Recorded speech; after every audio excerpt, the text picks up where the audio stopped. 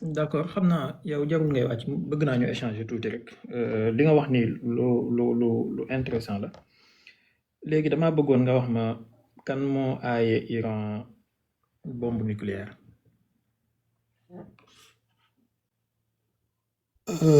dëgg la ONU normalement la war a doon parce que d'accord après seconde guerre mondiale du coup gis nañu menaces yi nga xam ne moom la présenté woon et cetera ak conséquences yi nga xam ne jur na ko ci àddina bi donc génne woon nañ ay nouvelles règles yoo xam ne carrément bëggoon nañ ba nga xam ne par exemple ñi nga xam ne jotutuñu am bombe atomique bëggoon nañu ñoom ci bopp ñu arrêté affaire yooyu noonu quoi léegi nag en d'accord parallèle gisoon nañ ne à côté Iran mi ngi enrichir ci wàllum bon uranium. xam naa nga baal ma su question yi su dee réponse yi dina mën a gàtt rek comme ça ñu dem vite fait ngir yàlla. Ouais, ONU la dégg. si ça ok ONU merci beaucoup léegi bu ko ONU tere pourquoi Israël ginnaaw gi moom mu développé arme nucléaire am ak Pakistan ak Corée du Nord ak Inde. Du coup là moo xamuma ci ban réponse la ci wax dëgg yàlla. mu ci benn d'accord réponse pour être honnête. donc si je comprends bien Iran moom amul droit mais Israël ak Pakistan ak Corée du Nord ak Inde ñoom mën nañoo am droit développer arme nucléaire. Bah je comprends pas en fait lan mooy raison yi tax Israël ak nan lañ ko encadré ba keroog ñu am ko et cetera quoi. même raison yi nga xamante ne moom moo mën a may Israël moom moo ko war a mën a may Iran pour garder sa souveraineté ak défendre sa bopp léegi beneen question bi mooy lan mooy preuve ne Iran mu ngi doon développer ay armes nucléaires lan mooy preuve boo am boo ñu mën a jox s'il te plaît. Ça enfin man nekkuma ne comme par exemple damay tuume wala may reprocher des trucs à Iran c'est tout simplement des questions yoo xam dama koy poser man d'ailleurs sax pour être honnête Iran la àndal quoi mais tamit en parallèle damay gis ci yeneen cas yi exactement ñuy wax ne comme Iran en réalité yooyu yëpp doon nañ ko développer quoi. est-ce que am nga preuve boo ñu mën a jox que Iran da doon développer ay armes nucléaires. C'est tout simplement des trucs yoo xam ne dama ko lire également dégg ko ci yenn médias yi quoi mais amul d'accord mais s'il te plaît ñi gaaw rek est-ce que am nga preuve li nga lire noonu est-ce que jox nañ la preuve yoo ñu mën a fàttali. ay preuve non yu palpable non. amul preuve bu palpable d'accord donc loolu lire la nii ñu avancer ko vaguement comme ça nga gëm ko vaguement comme ça amul benn preuve bu soutenir ne Iran da doon développer arme nucléaire. Oui effectivement c'est ça. merci beaucoup léegi pour wàllu missile balistique yi ban réew ci àdduna moom moo am droit aaye benn réew pour mu développer ay missile balistique am. ban réew enfin on peut dire que y a benn réew amul quoi c'est-à-dire ñi am normalement sous organisme en fait. s'il te plaît mu gàtt rek merci beaucoup est-ce que xam nga ne am na ay réew yu am ay missiles intercontinentaux yoo xamante ne ni seen missiles yi ça part à 10 000 13 000 15 000 kilomètres. ah ouais. léegi pourquoi Iran amul droit am ko moom. Ouais effectivement normalement logiquement kon du coup war naa am droit am ko moom. d'accord maintenant les groupes terroristes dont vous parlez que Iran daf leen di dimbale kan ak kan la ndax mën nga ma leen citer. Pour l'instant non mais maa ngi daal dégg ñuy ay Hamas ak gars yu bëree bëri ci ay groupes yooyu noonu daal. d'accord léegi Hamas lan moo ko def groupe terroriste il terroriste qui. Enfin le fait qu'en fait dafa opposé ak Israël des trucs comme ça quoi di soutenir Palestine et cetera te loolu internationalement peut-être nekkul loo xam ne luñ reconnaître la et cetera daal. internationalement selon qui sont international qui. Peut-être je dirais ONU wala enfin boo waxee international c'est pas par exemple benn pays boo xam ne ñoom ci boppam ñoo ko jàppee. d'accord léegi kon selon yow sa compréhension wuute ak Israël moom mooy terrorisme loolu nga comprendre wala. wuute ak Israël mooy terrorisme. ndax loolu nga comprendre yow. non pas du tout. léegi pourquoi Hamas nekk terroriste. parce que par exemple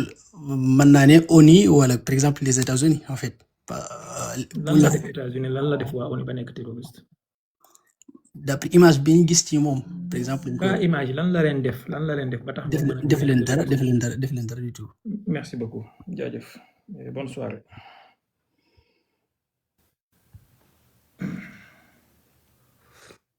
بين من الخليل لمحاولة إسرائيل إلى أي مدى بعد أن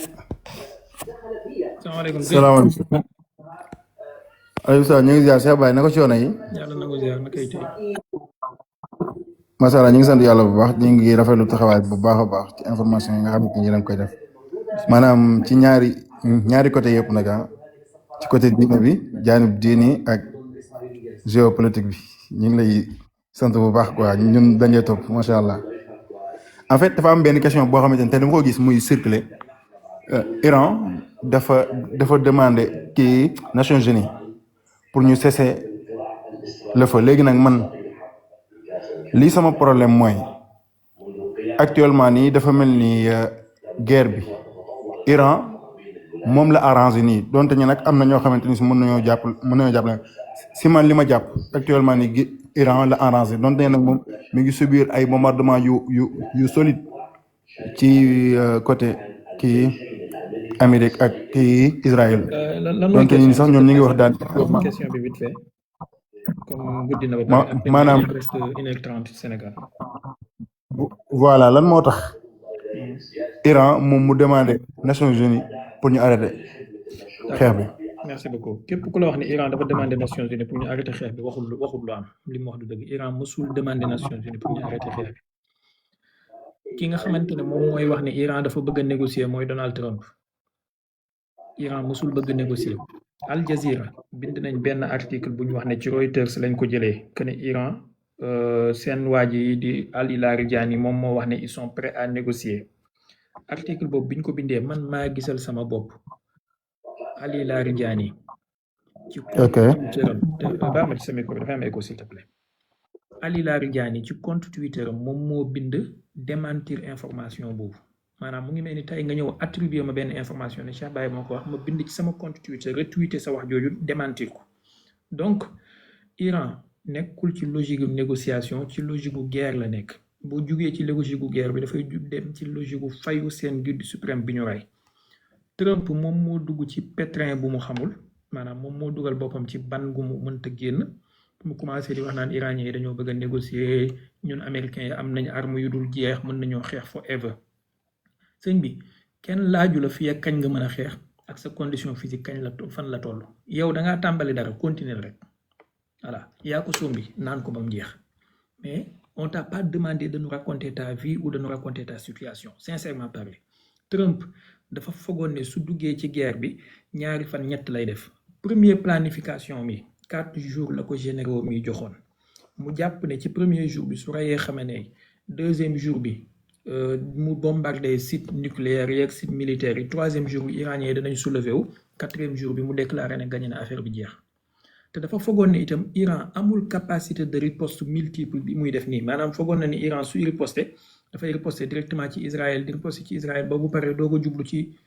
Qatar ba bu paree doog a jublu ci kii mais li mu gis Iran di riposter ndoo ci benn moment taf loolu moo jaxase ay calculam jaxase calcul ay généraux am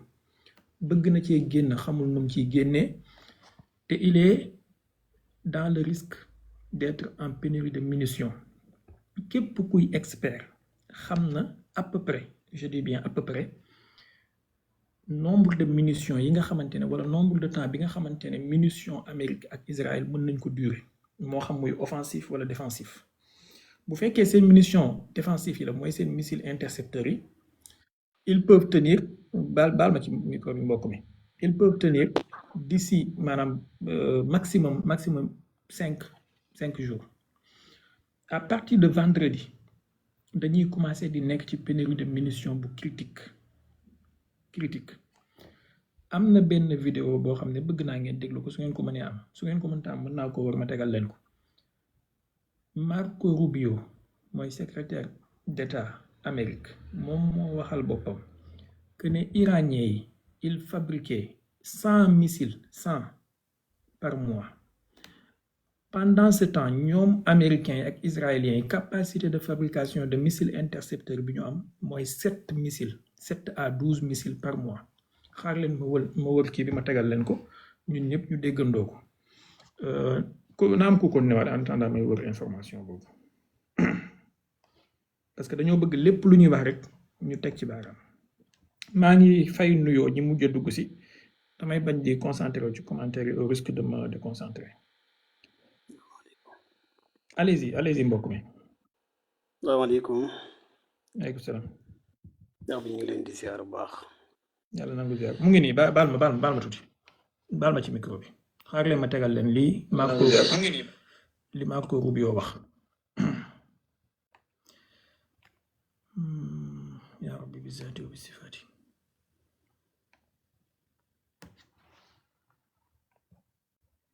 écoutez-le. 7 missiles Marco Rubio. Voilà.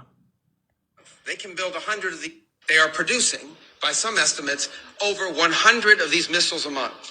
Compare that to the 6 or 7 interceptors that can be built a month. They can build 100 of these a month, not to mention the thousands of one-way attack drones that they also have. dégluwaat leen ko.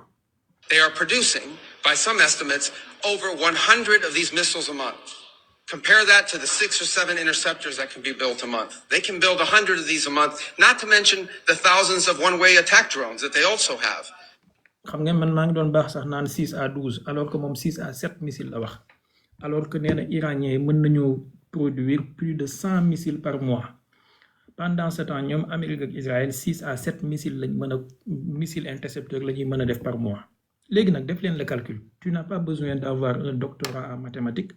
pour xam kan moo nekk ci situation de pénurie ak kan mooy waaj a jeexal ay munitions. Donald Trump su toogee di leen wax lu ko neex xam leen ne day soulager boppam rek xam nga mag muy nax boppam moom dugg na ci lu mu mënta génn na assumer rek voilà. Go ahead mbokk mi. salaamaaleykum. waaleykum salaam. waaw bi ñu leen ziar bu baax. yàlla nangu ziar. ñu mbégte bu baax macha allah si leeral yi. bismillah. waaw man li ma laaj mooy est-ce que Iran am na doole mën a xeex ak maanaam Moyen-Orient bi nga xam ñoo ko wër. d'accord loolu kese mooy question bi. waaw ak lu ma déggoon tamit ne maanaam lu mel ne anglais yi ak yeneen alliés américains yi dañoo bëggoon dugg si guerre bi quoi. d'accord merci beaucoup. bu ñu fi duggee est-ce que loolu moom dana mën a kii daal. jaajëf. dana leen aar. waaw. jaajëf. ok merci. jaajëf. gars yi ay sëriñ lañ nag maanaam bu ñuy wax dañuy jël seen temps ba nga xam ni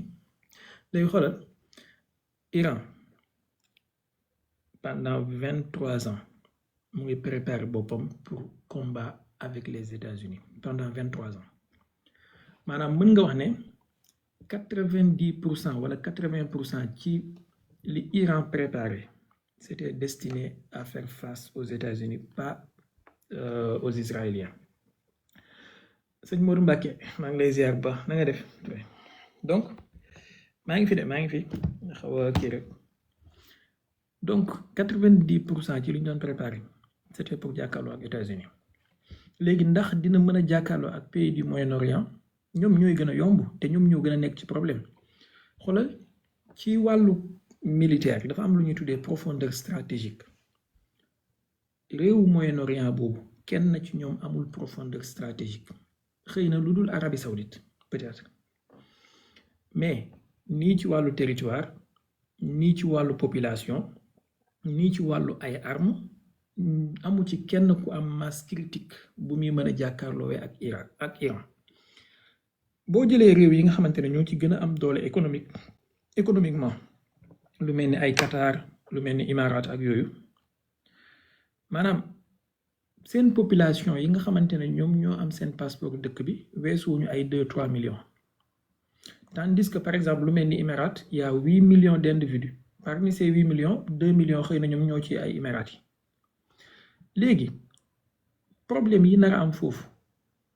mooy bis bu ñu naree dugg ci guerre di lekk am nañ ay armes yu moderne yoo xamante ne américains yi ñoo leen ko jaay am nañ nangam mais ils n'ont pas de profondeur stratégique et ils sont très vulnérables. Quelques salves de missiles et de drones suffiront à semer des paniques parmi les populations ak tamit ay mouvements yoo xamante ne ñoom duñ ko mën a contenir et loolu yàlla tere mën na indi ay renversement de régime ci seen dëkk ba jëlal beneen cas lu mel ni Bahreïn dëkk la boo xamante ne dëkk su ndaw la majorité dëkk ba maanaam presque 70% ci dëkk ba ay chiites lañu alors que ñiy jiite dëkk bi ay sunnite lañu loolu tax na dafa am benn genre wuute benn genre division bu am entre wala benn genre écart bu am entre l'élite dirigeante ak la population dirigée gis nañu par exemple yenn images yi avion américain yi bi mu daanoo ci Koweït pilote bi ko gaa yi jàppee di ko dóor ak yu mel noonu donc la population la rue arabe dafa nekk ci benn frustration ak benn mer goo xamante ne contre ces élites il suffira juste benn étincelle pour que ñoom ñu essayer def ay mouvement yoo xamante ne nii mën na leen yóbbee ay changement de régime te boobaa boo moytuwul changement de régime bi ñuy wut ci Iran ci seen dëkk yooyu lay commencer donc il faut faire très très attention ñoom xam nañ vulnérabilité boobu ñu am yaa ngi imaginer tey ay missilu Iran ni muy tawee Tel Aviv su ko doon tawee Dubaï ci Dubaï Mall wala Dubaï Center wala yu mel noonu yaa ngi imaginer lu mu mën a créer ci panique donc ñoom dofuñu xam nañu bu baax li ñu mën ak li ñu mënul waaye tamit lii dafa am beneen problème bu muy créer mooy benn lecture à second degré mooy lu leen yóbbee lii tey mooy am ay base militaire américaine sur leur sol maanaam bépp dëkk bu ci amul base militaire américaine Iran attaqué wu la kon tey mën nga xalaat ne am na ñenn ci ñoom danañu defaat seen xiyaamu layli bopp ci seen conscience que ne nekk allié wu Amérique daf lay créer le problème rek à la fin puisque ñi nga xamante ne ay allié russe lañu ba am wala ay allié wu Chine lañu ba am ay base militaire ci Chine ci seen dëkk kenn bombardé wu leen donc yow bi nekk allié Amérique tu risques d'être bombardé à la première confrontation peut-être laa wax mën na leen a yóbbee ñi revoiraat seen copie par rapport ak seen jëflante ak États-Unis te loolu à terme mën na yóbbee États-Unis ñi exit ci Moyen-Orient bi donc lii nag supposition kese la waxuma ne moom mooy lii am mais mën na leen a yóbbee mu gën a affaiblir seen position ci Moyen-Orient bi gën a tax alliés yi di méfiant ci ñoom gën a tax yenn dëkk yi considérer leen comme indésirable parce que vous ne créez que des problèmes voilà un peu Diaw Fara salaamaaleykum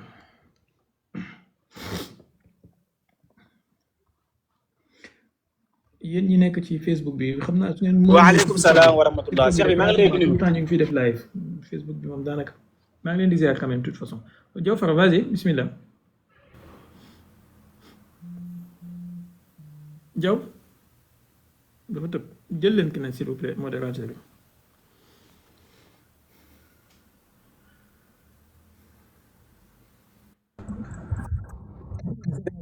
jëtewu ma de maa ngi lay ziare lu bari delloo ziar am na solo démb nag sama réponse bi am na solo lool dama ko doon enregistré sax far yàlla dogal sama téléphone bi fi may enregistré rek moo activé accessible bi ba mujj ma déglu sax dernier parce que dafa am ñu doon waxtaan fii mais am na solo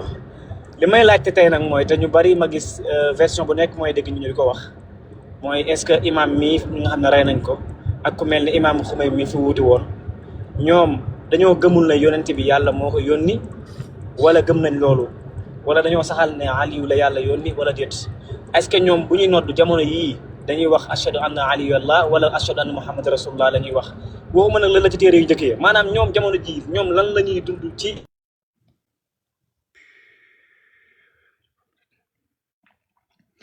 lu xew Diaw sa kii bi c'est la deuxième fois muy tëb bon anyway je pense que comprendre naa question bi fu mu jëm boo bëggee am question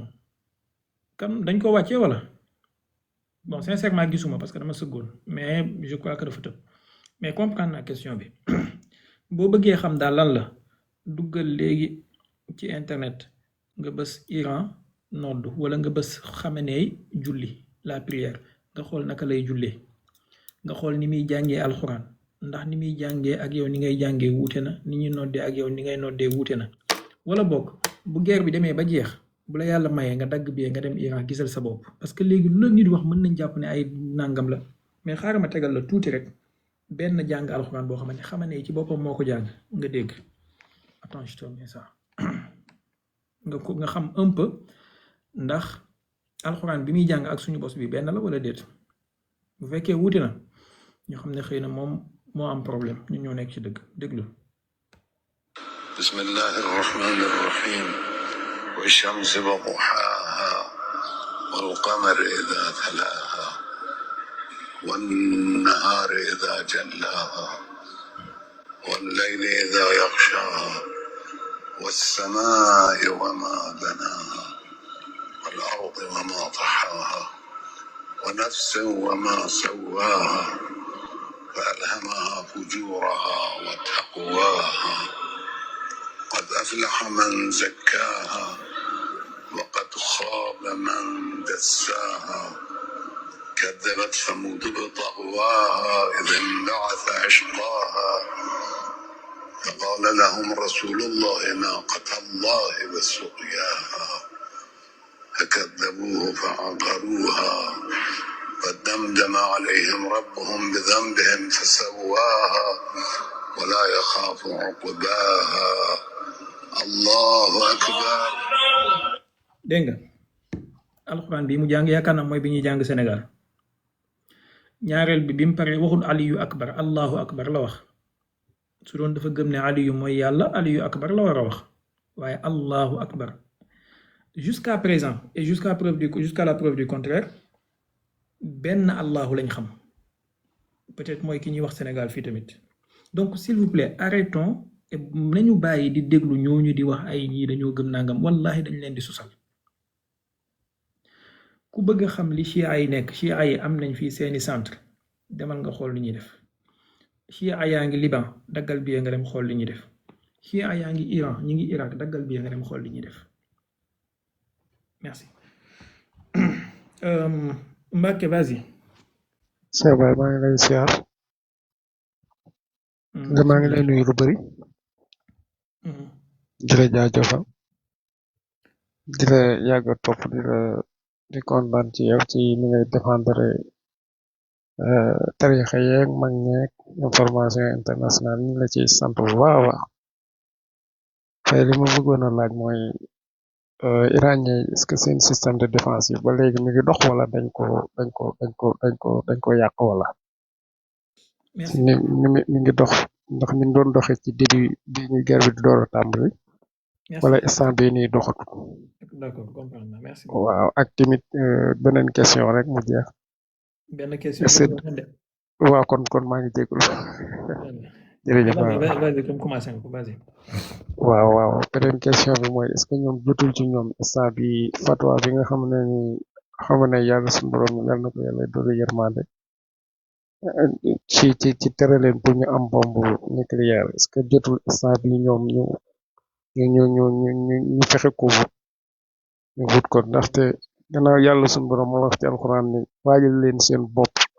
ci wàllu kàttan bu ngeen ci man loolu yaakaar naa alxuraan la te bombe nucléaire même boo ko amoon te utiliser woo ko sax dina la garantir sa sécurité ba nga xamante ne si kenn du ñëw di la dal man daal loolu la ñaar yooyu laa bëgg a question yi la merci beaucoup bon Diaw Fara maa ngi gis yaa ngi bind nga ne bu dee nii la ñuy taxawoo kuy laaj dootuma laaj d'abord man yaakaaruma dañ laa wàccee parce que gisuma ko damaa sëggoon yaakaaruma dañ laa wàccee mbokk mi baal ma tuuti s'il te plaît ñaareel bi mooy c'était la deuxième fois benn bi dafa mel da nga tëboon bi may taal live bi tey ak démb man maa ñaan ne képp ku yéeg ngir yàlla benn question parce que heure bi dafa gaaw actuellement Sénégal ñu ngi 2 heures moins te jour de semaine la et on a des choses à faire yéen am ngeen lu ngeen war a def donc ku yéeg benn question mu gaaw ñu jàll ci leneen et damay essayer tamit bu nit laajee ma tontu bi nu mu gën a gaawee bu dee lu jar faram-fàcce la nag mën nañoo taxaw faram-fàcce ci loolu képp la waaye du ne dara dañ laa kii wax dëgg yàlla bu dee da nga sentir loolu tamit xëy na dafa am modérateur bu ko def wala man maa ngi jéggalu ñi nekk fii ñëpp on behalf on my modérateurs yi nga xamante ne ñoom ñooy doxal loolu képp ku fi nekk te sentir ne am na luñ la lésé maa ngi wax ci làmmiñu modérateur yi nga jéggal ñu alhamdulilah vas-y. salaamaaleykum wa rahmatulah. waaleykum salaam. Cheikh Baye ñu ngi lay ziar bu baax. delloo ziar. ñu ngi rafetlu taxawaay bu baax macha allah. waaw daa am lu ma doon laaj tuuti rek ci am na mbokk mu posé woon question sànq daa mujjoon tëb sa yaakaar na ci wàllum nodd bi rek genre yi quoi ma gis nga joxe exemple ci ñoom ni ñuy jàngal alquran ak ñun suñu alquran ndax benn la am déet dama doon laaj ndax est-ce que exemple boobu nga joxe ci alquran bi ndax mën nga ko joxe ci nodd bi wala déet pour ñu comprendre gën a xam ba question bu waa ji doon laaj. Bon, attendez, s'il vous plaît.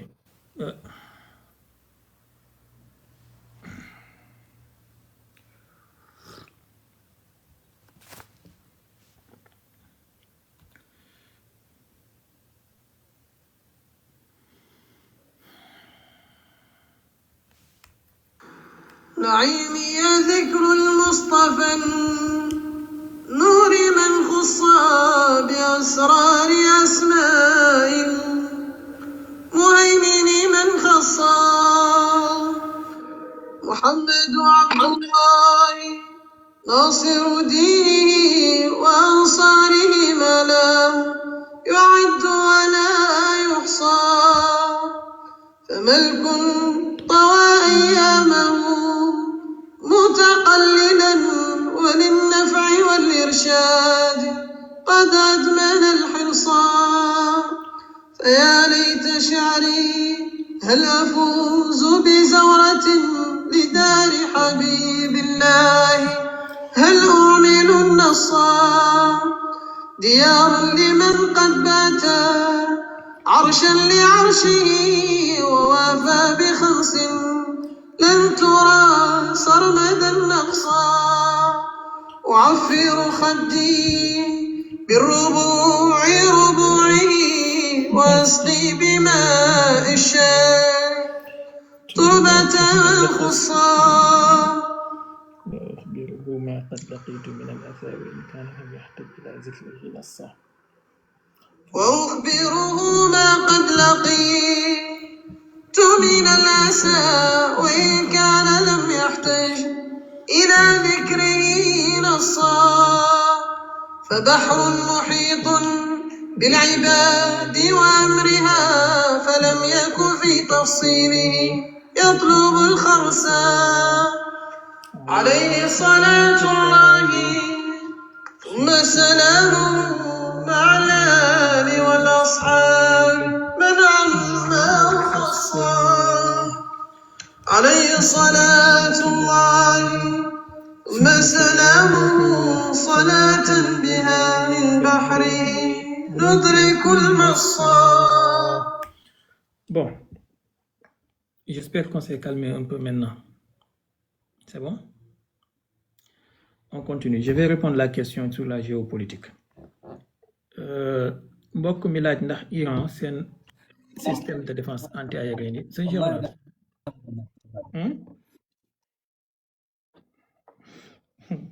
sëñ Wala Cheikh mere de. dégg Wala ma mere de. lu xew noonu Assalamualaikum warahmatullahi wabarakatuh. Dama la mere Waaleykum barke salaam. alquran. Si am ay yëmb nit dafay am da nga ñëw taal sa live di wax ci géopolitique mondiale, n'est-ce pas? Waawal déet. Effectivement. Ñëpp di la déglu nga ne ku am question ci lu jëm ci loolu na nga ko posé, n'est-ce pas? Démb am na ku fi ñëw posé question dina nga ne ko géopolitique la ñun modérateur yi ñu ne ko bu dir wàcc sànni fële.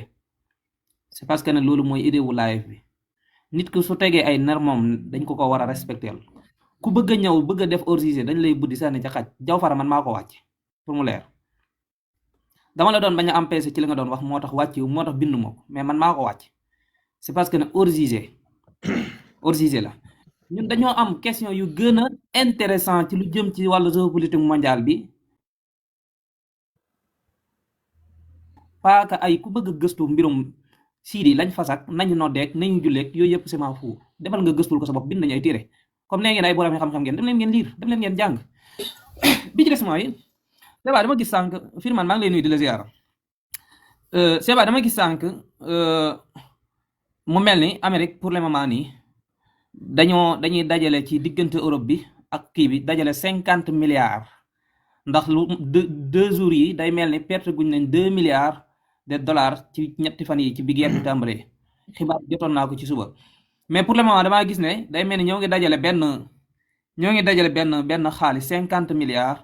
pour waajalee ko maanaam pour waajalee ko seen diggante ak Iran pour que ne ñoom li ëpp ci seen armes yi ñu amoon ci Moyen-Orient bi dafa jeex dama xamul nag loolu wér na wala. D'accord bon xaaral ma boolante question bi ak question yi bu dee ma tontuwaale ko mooy waa ji wax ne ndax gars yi seen armée yi dañ ko seen arme anti-aérien dañ koo yàq wala en fait il faut savoir que Iran ki mu am ak affaire mooy États-Unis mooy réew bi ëpp doole ci àdduna bi ci yenn aspect yi ci aspect yu bari bari ñaareel bi Iran dafa nekk pays bu nekk sous embargo sanction pendant 47 ans yàlla nattoo ko itam partenaires yi mu am jàppale wuñu ko maanaam xam nga tey boo amee dëkk bu mel ni Ukraine mu nekk ci guerre nga gis français yeeg waa OTAN yépp di ko jàppale di ko indil ay armes di ko nangam di ko votel ay aide financière budgétaire et nangam ak nangam Iran amul ndimbal googu ci ay partenaire am bal sax soo delloo vérifier li ngay fekk mooy Russie yàgg naa bañ a jaay Iran ay armes yoo xamante ne Iran soxla woon na ko mu bañ pour bañ a fâcher ay Israël ak Amérique donc lu baree bari lu Iran di def ñaare lu muy sukkandikoo la ci xam-xamu boppam wala rétro-ingénierie ci ay armes yu jëndoon ci jamono Union soviétique wala yu mel noonu mu def rétro-ingénierie bi wala mu xaw ko moderniser te américains yi dafa bokk ci seeni stratégie ak seeni militaire li ñuy jàng li may wax fii am na ñu nekk Amérique te xam naa ne ci armée bi la ñuy liggéey xam nañ li may wax bu baax gis naa leen fi dafa bokk ci li ñu gën a fort ñoom américains yi mooy lutte anti-DCA naka la ñuy supprimer la défense aérienne de l'ennemi lii dafa bokk ci seen spécialité te ils ont les technologies de dernière génération donc boo nekkee ci àll ab gaynde màtt la wala ab gaynde attaqué la wax dëgg yàlla du gàcce ci yow donc Amérique yàq nañu ay DCA wu Iran wala am na yu ñu attaqué wala ay poste de commandement loolu lu mën a nekk la te c'est des choses même à s'attendre lu mën a nekk la ñaareel bi mooy yaa ngi am affaire ak dëkk boo xamante ne intelligence artificielle o Elon Musk ak ay satellite am ak CIA ak seeni agent NSA ak seeni satellite ak seeni kii lépp dañ laa contre yow wax dëgg yàlla soo mënee Iran su mënee lancer benn missile jàmbaar la rawatina mu lancer ko en pleine journée jàmbaar la parce que espace aérien bu Iran bi bokk na ci espace aérien yi ñuy gën a surveiller ci àdduna bi actuellement mën nga wax ne daanaka seen satellite yi yépp dañ ko fixer foofu pour ñu surveiller tous les mouvements luy génn ak luy dugg donc Iran am na ay système de défense antiaérienne yu intégré mais c'est pas aussi perfectionné que les systèmes russes wala les systèmes nu mu tuddati israéliens wala les systèmes américains ni les systèmes chinois maintenant ils font avec les moyens du bord beneen bi mooy Iran dëkk bu ngand la ça fait presque 3 fois la France 1 million presque 600 000 kilomètres carrés dëkk bu mel noonu neexut a défendre entièrement Jaw amul problème je comprends dëkk bu mel noonu neexut a défendre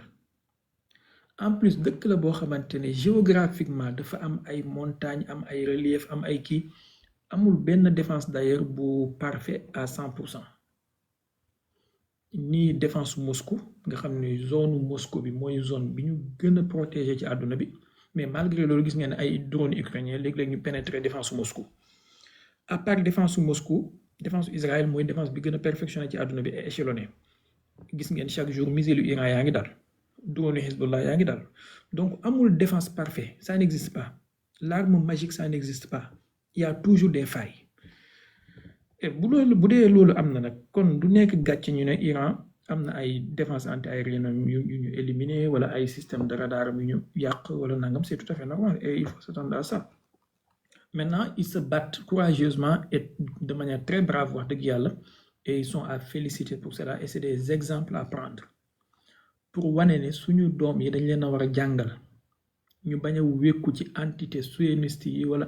bañ a wékku ci Occident képp am ay jeunes ingénieurs yoo xamante ne entre 25 ans et 37 ans 39 ans ñoo lay defaral ay missiles yoo xamante ne défense yi gën a sophistiqué ci àdduna bi nga di leen jàll di leen romb di dal fi nga bëgg a dal wax dëgg yàlla chapeau bas voilà un peu tout en connaissant que dëkk la boo xamante ne amuñu accès ci yenn technologie occidentale yu bari ndax sanction yeeg embargo yi nii ci ay microprocesseurs yi gën a sophistiqué ci àdduna bi nga xamante ne ay Taïwan ñoo koy defar TSMC wala ay Corée du Sud ñoo koy defar y a toujours des sanctions et des embargos Iran mënul imaginer am ay microprocesseurs yu Taïwan di defar wala Corée du Sud ndax ay alliés wu États-Unis lañ te duñ ko jaay Iran te États-Unis bëggul donc voilà un peu en tout cas ñu ngi def li ñu war a def quoi ndax dinañ mën a tenir laaj guerre bi man pendant ma wax ci longtemps. wàllu incha allah boo ma ko mayee benn laaj bi vas-y mooy pour le moment ki nga xam ne moom lañ fal muy Aliou Rida nga xam ne moom la ñu wax ne moom mooy doomu guide suprême bi pour le moment dañ ko falagun pour tegandee guñ ko fa ndax tey mel na ne lu mat 89 personnes dajaloo woon nañ ci benn bureau pour ñu xool naka lañ ko kii par yàlla dogal daa mel ni Israël da ko mujj bombardé yan information nga am ci loolu ak kan nga gën a jàpp ne mooy ki gën a jege pour que ñu fal ko pour que mu remplacer al mursidul ahla bi mooy guide suprême bi pour le moment nii ndax jàpp nga ne ki fi nekk la wala jàpp nga ne mën nañoo tànnaat keneen ku gën a supérieur incha allah loolu mooy beneen laaj bi ak itam jàpp nga ne itam saa yoo xamante ni fal nañ ki ñuy fal nii ndax moom mooy gën a li ku njëkk ki doon bañ mooy Aliyul Xamenei rahimahullahu taala ci lim doon bañ ci lim doon bañ pour fatwa yi ñaari fatwa yi mu defoon entre diggante tere leen nucléaire beeg yu demee ni ki noonu est-ce que gëm nga ne ñeneen ñi ñëwaat ci ginnaaw danañ nangu loolu wala ndax dañuy bàyyi fatwa boobu mu continuer dégg naa waa ji junj ko fi sànq ama waaxidu lahum mastata'tum min quwwati wa min ribatil xayli turhibuna bi aduwwallahi wa aduwwakum wa axiri min dunihim la ta'lamuhum Allahu ya'lamuhum loolu la alquran wax léegi nga gis ne est-ce que bu baax danañ ko mën a jël mu mën a nekk loo xamante ne danañ ci mën a sukkandiku ngir seeni noonu fexe ba du dal seen kaw waa wala déet loolu beneen laaj la boo xam ne dafa jëm ci wàllu kii bi ak bi ci des itam mooy kii fi nekk pour le moment nii nga xam ne moom moo wuutu guide suprême bi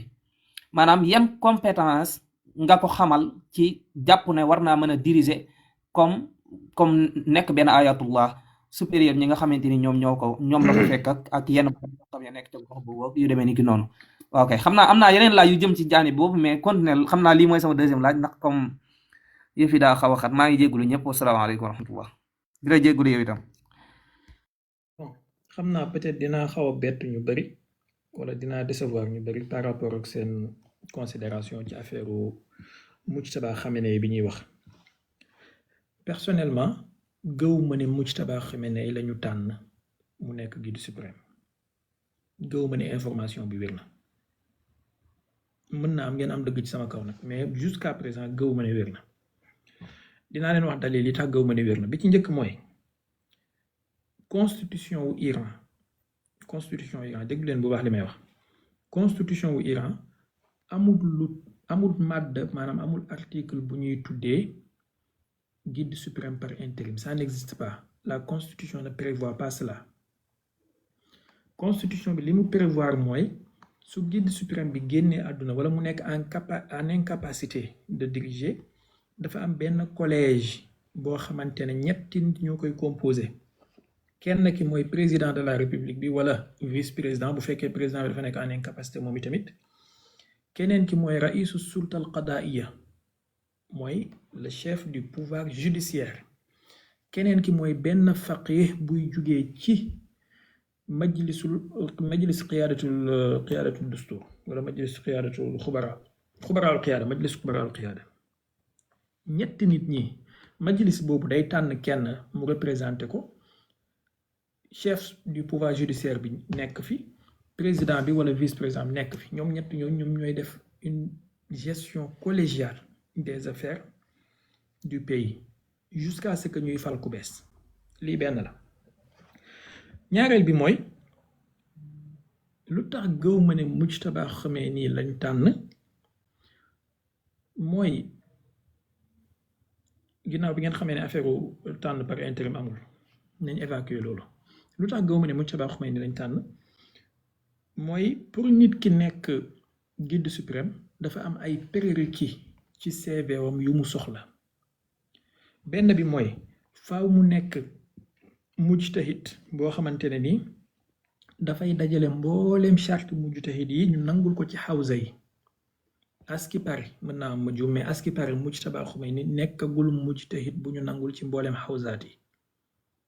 mën naa am ma juum mais aski pare d'après ma connaissance beneen bi mooy ki ñuy tànn pour mu nekk guide suprême dafay bokk ci majlisu xubaraul qiyaada foofu lay génnee ñaari te Mujtaba Khamenei bokkut fa maanaam mu ngi mel ne tey jii ma ñëw ne la ki ñuy war a tànn pour mu wutu président de la république il faut mu nekk député ci assemblée nationale bi léegi man mi nga xamante ne nekkuma député ci assemblée nationale même su ma nekkee doomu président kon je suis pas qualifié pour doonu président bi puisque dafa war a bokk ci critères yi pour ma nekk faw ma nekk député. ñetteel bi mooy mbirum constitution wu Iran ci tànneefu guide suprême du affaire wu ndono ci wàllu deret du wut tawaarus boo xamante ne deret moo koy def looloo tax Khomeini bu mag ba ruuxullah bi mu génnee àdduna doomam mu ngi fi woon Mohammad Khomeini mais Khamenei la ñu tànn Ali Khamenei léegi nag li ma wax nii samay considération la d'après mes connaissances mën naa am ma juum mën naa am yéen a am dëgg mais bis yaa ngi suñu kanam nañ toog seetaan garde leen li ma wax nii su dee li ngeen wax moo wér bés yi confirmé ko dinaa ñëw fii ne leen li ngeen waxoon wér na fahani an lakum su dee li ma wax moo wér jubluwuma ci woon am dëgg voilà mais daal lii laa xam sama xam-xam fii la yem wa fawqa kulli zi ilmin alim léegi question bi nga laaj sëñ Cheikh naa ndax ki ñuy fal dina nekk kan laa jàpp ne moom la ñu war a fal Ibrahim Raïsi su doon mu ngi dund moom moo mieux placé pour nekk guide suprême malheureusement rahmatullahi alayhi wa radiya anhu maintenant jàpp naa ne Arafi mi jógee ci majlis xubara al qiyaada bi te représenté leen ci gestion collégiale bi am na ay chance pour falu maintenant Arafi li ma xam ci moom mooy bokk na ci ñi nga xamante ne dañoo yàgg gëm ne fatwa bi Khamenei jëloon ci affaire interdiction arme nucléaire bi njuumte la donc ce qui est sûr mooy bu dee Arafi moo nekk guide suprême dafay révoquer idée boobu noonu et d'après itam ma connaissance tuuti ci wàllu Iran mooy bu ab marji jëlee fatwa su génnee àdduna wala boog ab faqih li ñu tuddee wilayatul faqih su jëlee fatwa su génnee àdduna fatwa bi dafay caduc après ça avec sa mort ça devient caduc donc pour l'instant la fatwa de Khomeini est caduque jusqu'à ce que ñu am beneen guide suprême bu ñëw renouveler ko waaye bu fekkee guide suprême bu bees ñëw na am na possibilité jëlaat beneen position bu bees bu bokkut ak loolu et d'après li ma xam ci ay position antérieure bu Arafi il était contre cela donc espérons moom wala ku mel ni moom ñu am position yu mel ni moom ñu accéder au pouvoir de toute façon Iran ñàkkul ay borom yi xam-xam ñàkkul ay figure emblématique mais li tax Arafi intéressant mooy dafa yàgg ci affaire yi ba pare dafa yàgg xam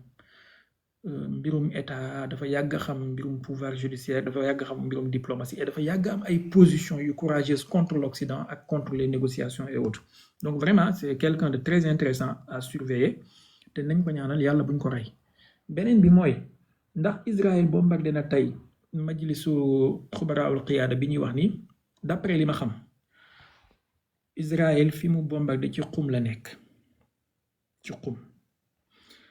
te majlisu xubaraawul qiyaada seen siège central bi li ma ci xam Téhéran la nekk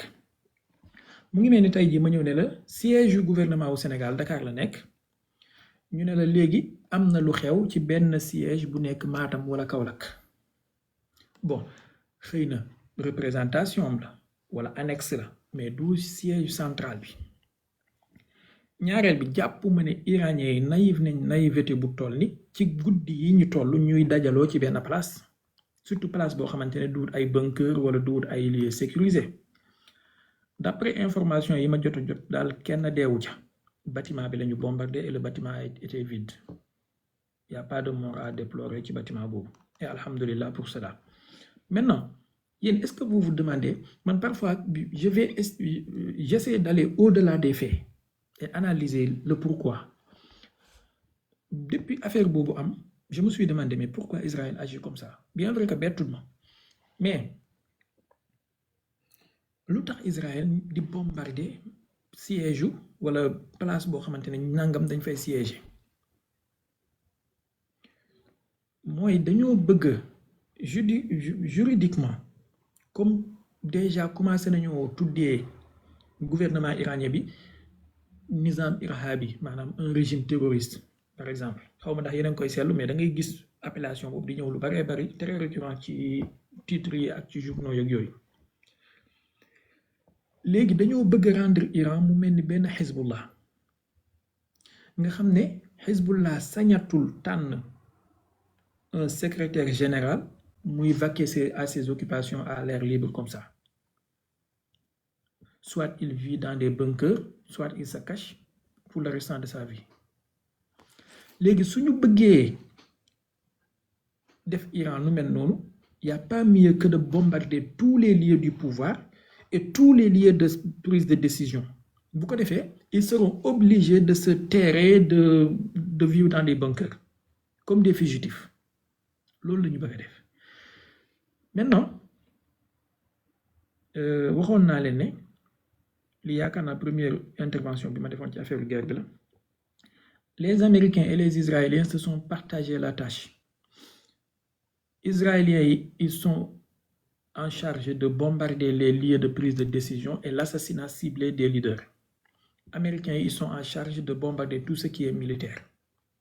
Moo tax seetlu leen saa yi boo gisee ñu ne bombardé nañ benn lanceur de missile wala bombardé nañu benn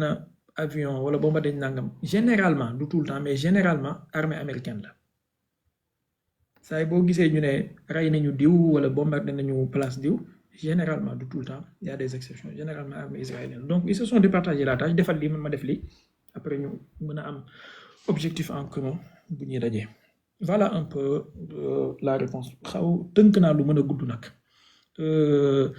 sëñ Freeman xaaral balaa ñuy ñëw ñu jël soxna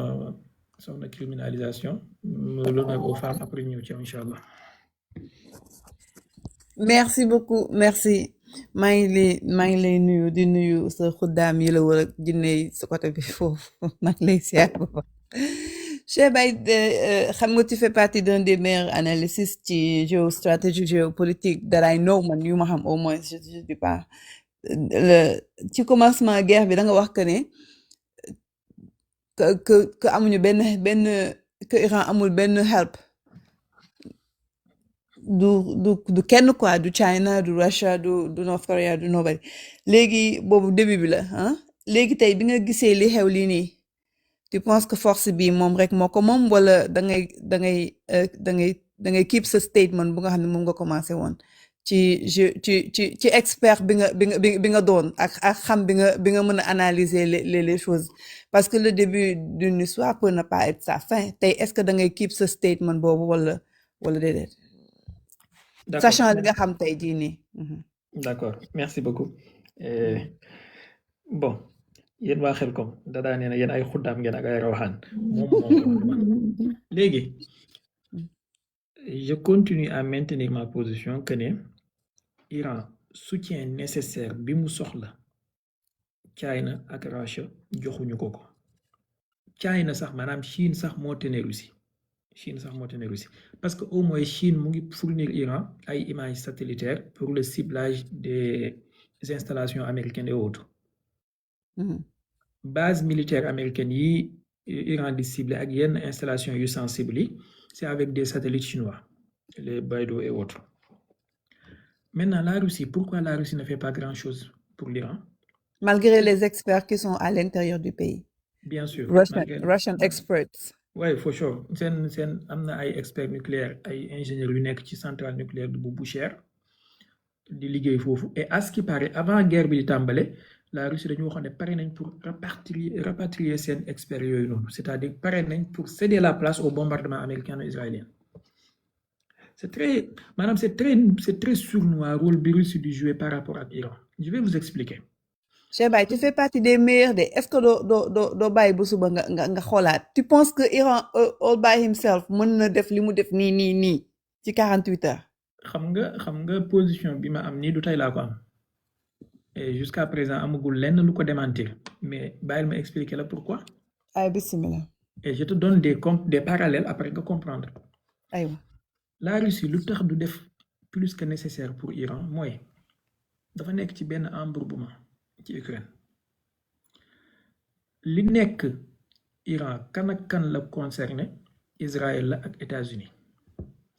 États-Unis mooy le premier soutien et le premier sponsor de l'Ukraine. Maintenant si la Russie se met à aider l'Iran massivement les États-Unis barrières yu ñu amoon ci ay missile Tomahawk wala nangam yuñ bañoon a jox Ukraine mën nañ ko koo jox connaissant que ñu ngi koy dimbale ba léegi mais mën nañu gën a yokk seen loxo et ça va faire trop mal à la Russie davantage loolu benn la Israël itam il peut se mettre à aider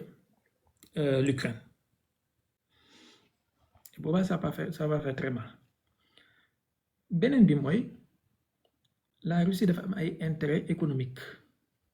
avec les pays du Golfe qui l'aident à contourner les sanctions aide économique yooyu ñu koy def Iran mënu ko apporter parce que Iran aussi est sous sanction et sous embargo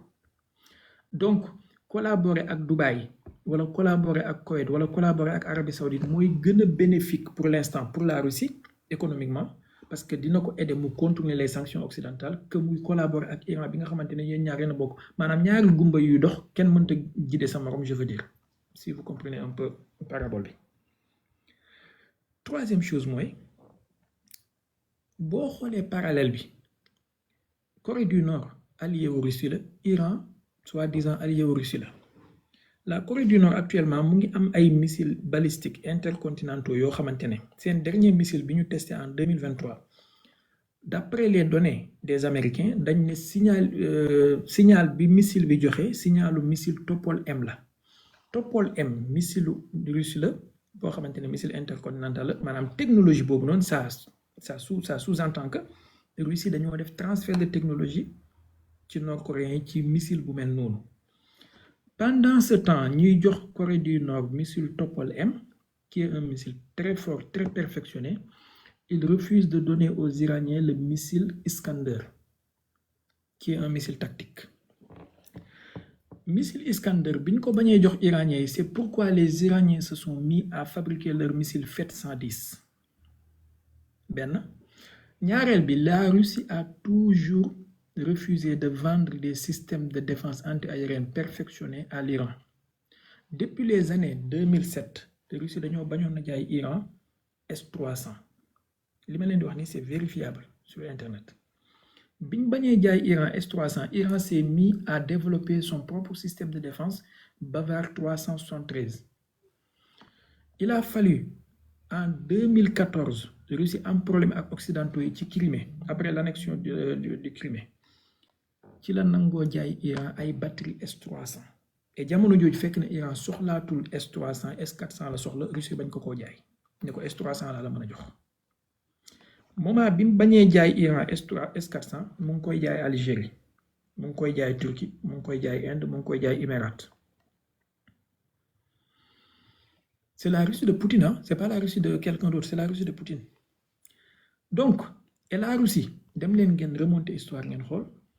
jamono bi ñuy sanctionner Iran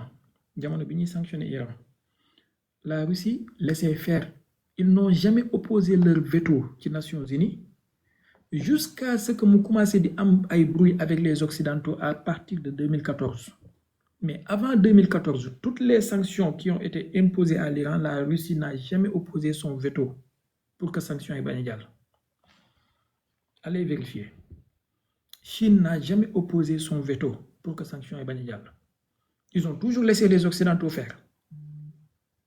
léegi nag bi ñu demee ba commencé am problème ak Occidentaux yi à partir de 2014 ñu commencé nag ne léegi xaaral ñu approché wu ak Iraniens yi ci lañ commencé di def seen veto su gars yi bëggee def sanction c'était déjà trop tard maintenant à l'instant où nous sommes la Russie a des radars d'alerte précoce je vous renvoie fu jege 2016-2017 la CIA avait organisé un coup d'État contre Erdogan li may wax ni vous pouvez le vérifier c'est la Russie qui aurait sauvé Erdogan je dis bien qui aurait sauvé Erdogan n'est-ce pas Russie bi mu sauvé Erdogan coup d'État boobu échoué ça sous-entend que wala boog ça nous dit que Russie am na capacité am renseignement de plus haut niveau ci aspect yu sensible yu mel noonu donc lu tax Russie mësul prévenir Iran ci attaque bu imminente bu Israël war a def wala bu américain yi war a def maanaam je perdrai tout mon respect soo ma ne Russie yi yëguñu ko je perdrai tout mon respect pour le service de renseignement SVR ak GRU ak autres yëg nañu ko c'est pas maanaam la Russie c'est pas des blagues c'est l'ancienne Union soviétique c'est l'ancien KGB donc xam nañu lu xew beneen bi mooy Russie am nañu ay radar de détection précoce li ñu tuddee radar d'alerte précoce comme bu iranien yàqal américain yi te muy jar $1 milliard nga xam ne dafay détecter jusqu'à 5000 kilomètres Russie am nañu ay radar d'alerte précoce ce qui veut dire que avion bu quitté Israël war a dem Iran Russie mën nañ ko détecter avant muy génn espace aérien wu syrien bi bàyyil radar yooyu sax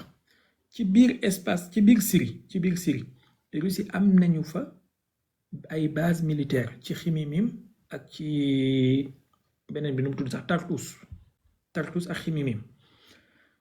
am nañu fa ay radar am nañu fa ay système de DCA défense antiaérienne donc bépp avion buy survoler espace aérien syrien bi Russie ñi ngi koy gis te xam nañu fu mu jëm parce que ci signalement bi di nga xam avion bi fan la jublu ils n'ont jamais alerté les Iraniens que ne y a une attaque qui vient vers vous préparez-vous wala rawale leen seen généraux wala tas leen seen réunion bi nangam ak nangam ils n'ont jamais alerté les Iraniens remonteel ci problème mu syrien bi ci boppam ñaata yoon la Israël attaqué ay forces iraniennes yu nekk ci territoire syrien bi Russie am nañu foofu ay base am nañu foofu ay système de défense am nañu foofu ay radar ils n'ont jamais intercepté ne serait-ce qu'un seul missile wala qu'un seul avion israélien venant bombarder les positions iraniennes su amee rek ne la ma bii la ça n'a jamais existé ils ont toujours laissé faire banque seen loxo toog di seetaan jusqu'en 2024 bi Israël di bombarder annexe ambassade Iran bi nekk Damas les Russes gis nañ ko je perdrai tout mon respect pour leur système de radar et leur système de DCA soo mënee gisuñ ko gis nañ ko yëg nañ ko mais ils ont laissé faire nga yaakaar ne su doon seen base militaire lañ ñëwoon pour bombarder ils allaient laisser faire est-ce que c'est comme ça qu'on traite un allié alors que